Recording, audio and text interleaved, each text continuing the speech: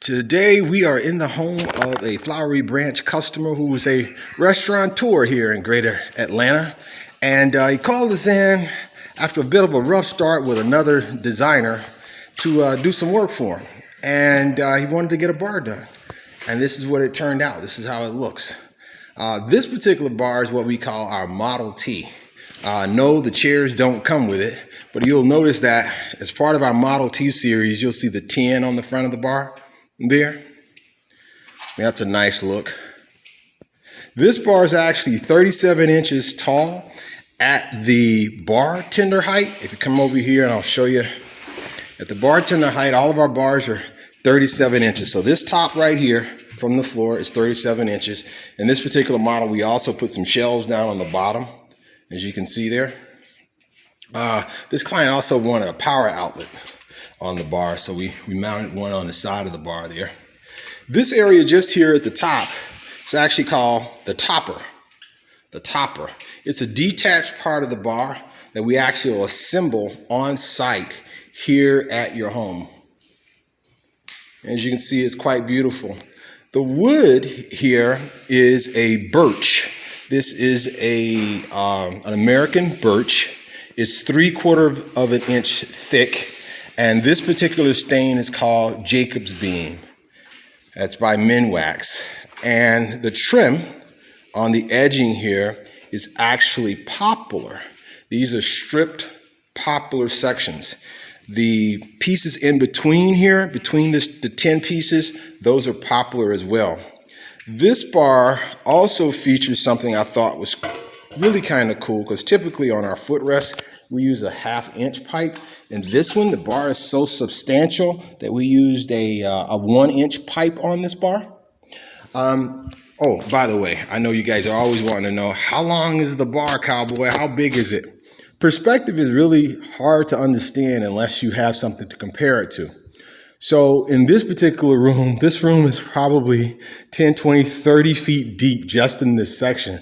This particular bar is actually 10 feet long on the bartender side, okay? On the bartender side. That means on the opposite side of the bar. But with every bar, we always feature an overhang, and typically this overhang is anywhere between 7 and 10 inches deep on the overhang. So it makes it really easy for you to get chairs underneath the bar and people's legs too. This is also where we would mount our LED lights under the front of the bar, typical. All the bars come pre-manufactured, pre-built with all of the studding so that you can actually add lights later on if you wanted to. Another question I get asked all the time is, how deep is the topper? This topper is about 12 to 13 inches deep if you include the banding with it. The reason for that is so that the average plate, a party plate, is less than 12 inches in circumference. So this bar will actually accommodate, you know, a plate, a dinner plate, a lunch plate, party snacks, and that sort of thing. And also gives you a great elbow room. And what I like about this particular one is that we actually raise the topper up about 3.5 inches higher than our normal bars that we manufacture, because this is really more of a custom bar build. We raise it up a little higher, so it gives the bartender more kind of privacy behind the bar when he's preparing drinks and that sort of thing.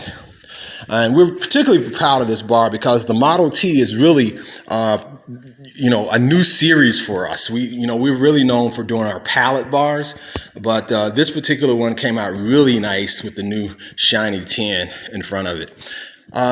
If I move back here to the back of the bar, you'll notice that we did a custom top back here. This is 10 feet long as well.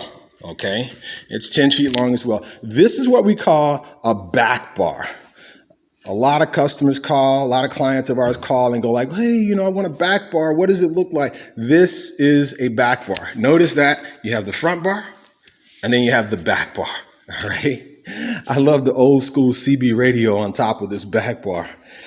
This is a custom built wine rack that you see here. That's all hand built. That's no prefabrication. That's straight design out of our shop, out of my mind, okay, kind of thing. But Since the owner was in a restaurant business, I knew that they had an affinity for wines and drinks of all sorts because that's the business they're in. I thought, short of having a wine cellar, why not have a full-blown wine rack built in? So we accommodated that. The customer gave us a great deal of latitude in terms of, what we could do, how we could do it, when we could do it, and so forth. They just really wanted to get it done. And we hope we came through for them. Another feature here is that we custom built these doors that you see on here. All these doors are custom built. They're hand built. These are not prefabricated doors. They're trimmed in poplar. The stiles and rails are poplar, and the facing is actually a 1/4-inch birch facing that we inlaid inside of the bar. This is a faux drawer here on the top because we have plumbing coming through underneath, and we cut those holes for the customer as well. I'm going to close this up now. Now, typically in cabinetry, they use a 1/2 inch or 1/4 inch wall in between the cabinet units.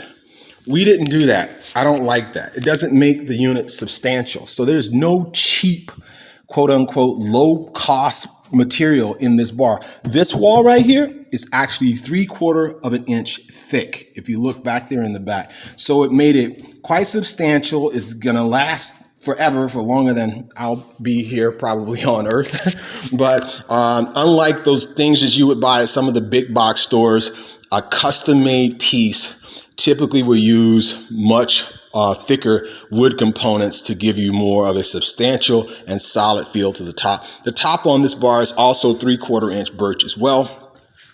One of the unique challenges that we had with this bar was that if you notice right behind this wall here, right behind this edging here, that's just a cement wall that's accented in this bar basement, and the homeowner wanted all of that covered up. So what we did was we took a strip of 6-inch birch and we ran it the length of the counter here, and then we put a strip of poplar on top of it to band it.